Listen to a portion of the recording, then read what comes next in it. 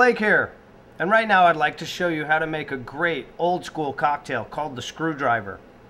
Screwdriver's built in a highball glass directly into the serving glass, full of ice. I'm going to pour 1.5 ounces of vodka. That's a long 3 count. 1 1,000, 2 1,000, 3 1,000. Okay, 1.5 ounces.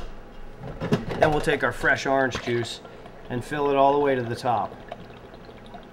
Okay, we're going to add a straw and a nice orange garnish, and that is the perfect screwdriver. Cheers!